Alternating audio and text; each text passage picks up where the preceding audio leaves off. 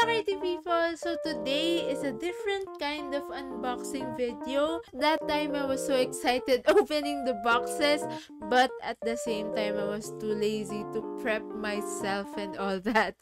So here you go! Disclaimer lang, medyo kakaiba yung style ng video natin ngayon. Medyo may pa ASMR-ish tayo. Kasi wala lang, trip ko lang. Hindi ko sure actually kung ASMR to. Yung boses ko kasi hindi pang ASMR. Okay, so this is my first full box of Laura toys or Laura blind box toys. May glossy finish ito. Kita nyo kapag ginanti ko. So let's start opening these boxes. So here's the first one. Hula lang natin si Dinosaur Night Dress ito, okay? So, let's see who this is. Ay, mali tayo. Hindi ko naalala to. Si Doggy Doggy What Now? Doggy Doggy What Now? Meron siyang kasamang puppy na hawak. And siya rin, isa siyang puppy. Ang mostly colors niya is yellow, green, and brown. Ayan, meron din siyang buntot. Sobrang cute. So, next one na po tayo. This is our second one. Alam ko na kung sino to. Si Kitty Night Skirt. Yay! Ay! Sorry, pero ayan, tama tayo!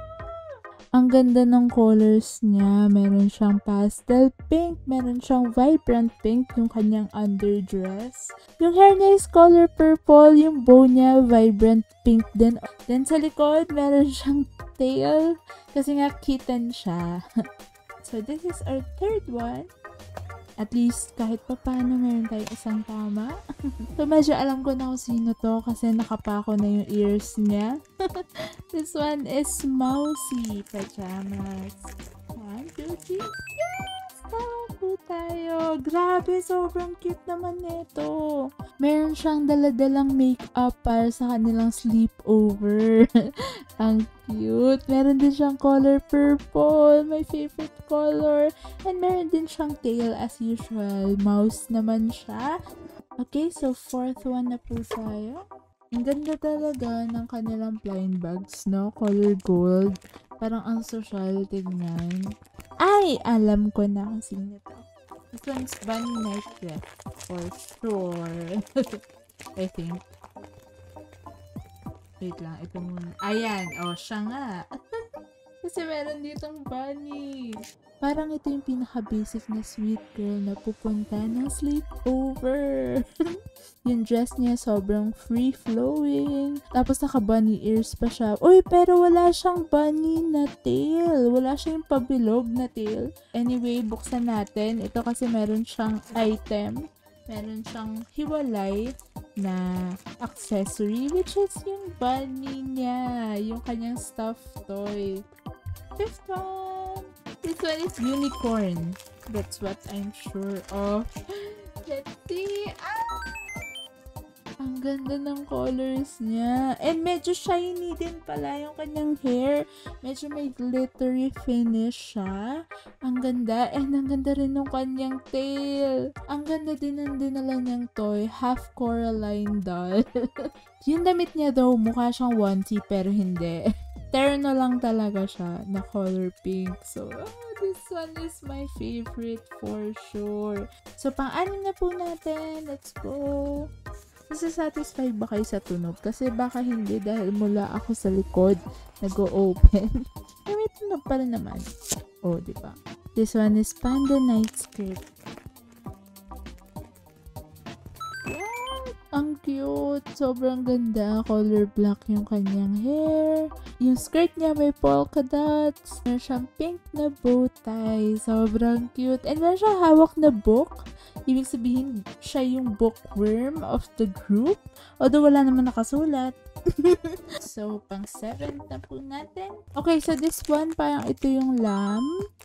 Ang name niya is Lamb Pajamas. So, hopefully, mali tayo dito. This one is Dinosaur Night Dress. Pero sobrang cute din niya. Ang adorable. Parang sabi niya, uwu, uwu. Naka-ready na yung kanyang eye mask kasi matutulog na siya. Hindi siya mag-overnight, magsi-sleep over lang talaga siya. Tapos yung skirt niya merong konting mga hearts.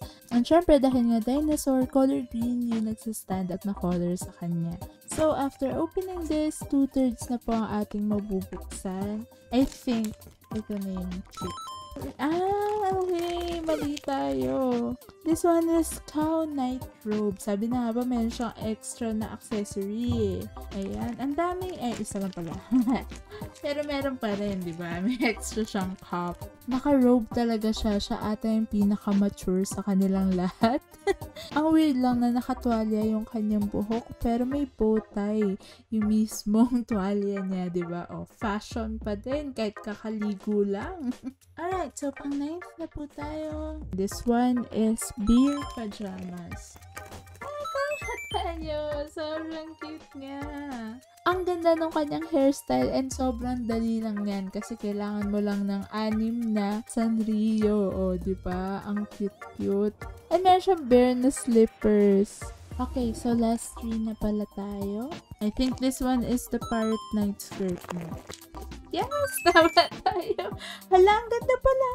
Hindi ko napansin masyado yung details sa likod na pang parrot talaga, pang bird talaga. And meron siyang hawak na duck. Hindi ko alam bakit duck. Meron siya parrot, diba? Okay, so this one is second to the last. Kulang na lang natin yung first 2 dito sa design na nakalagay. I think this one is deer pajamas. Tama tayo. Ayan. Meron siyang hawak na napakalaking toothbrush. Ready na rin siyang matulog. Pero bago siya matulog, magtutoothbrush muna siya. Parang hindi nga kasya sa mouth niya yung toothbrush. Meron din siyang ribbon sa kanyang ulo. Yun ata yung pinaka-common nilang lahat. And naka-onesie siya. Ang cute siya yung naka-onesie sa kanilang lahat. So this is our last one. Are we gonna be lucky?